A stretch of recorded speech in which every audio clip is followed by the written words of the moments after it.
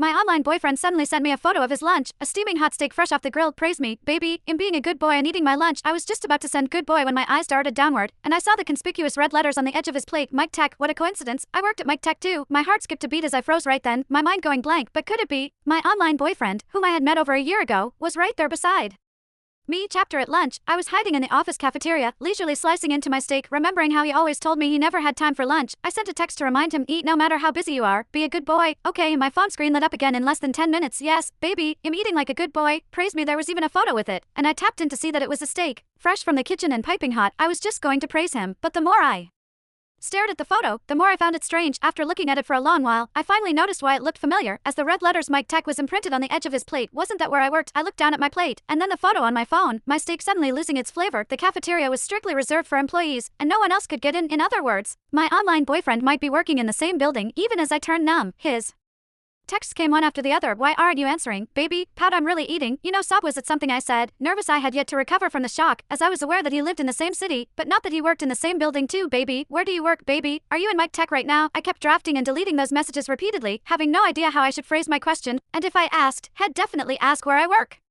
Wouldn't I be dead if he worked in Mike Tech too? What if he traced the clues and reached me? Just remembering the cute emojis and how I flirted with a male colleague made me embarrassed. Before I could think of anything, he sent more texts. Why are you ignoring me, baby? Are you having lunch with another man? What happened? You're scaring me. I had to salvage the situation and calmed myself as I replied, I was eating, so I didn't see the text. Good boy head pats. He was at once pleased. Hee, just had my fill. I'm going back to work. I breathed a long sigh and looked around the cafeteria. The other employees had mostly left. It was just other ladies and a white-haired geezer, and I didn't think there was any resemblance at all. Forcing myself to calm down again, I decided I had 3 begging questions. First of all, who was he? Second, was he reliable? Third, if we did meet in real life, should we keep dating or end it all? After all, it would be so awkward to meet him every day. Just looking back in our past year, I realized how fiercely we guarded our respective privacy. We had never sent photos of our faces or exchanged names and addresses, and the only clue I had was the pictures he sent of his abs after I insisted. But how would I identify him with that? I couldn't lift the shirt of every male employee in the building. Could I? Returning to my cubicle, I couldn't help but shudder as I looked at the male colleagues, always bantering and teasing each other around me. Chapter, if my baby was really one of them, I would die. I hence began to swipe through our chat records with a frenzy, hoping for a little clue, and I really did find one. Last month, he was looking for a cup at the mall and sent a ton of photos, shopping with friends, and I'm thinking about getting a cup. Pick a pretty one for me, and he'll buy one for you too. I eventually picked a lacquered titanium cup, but I refused to gift as I didn't want to reveal my address. Even so, he bought it. My baby picked it, so it'd definitely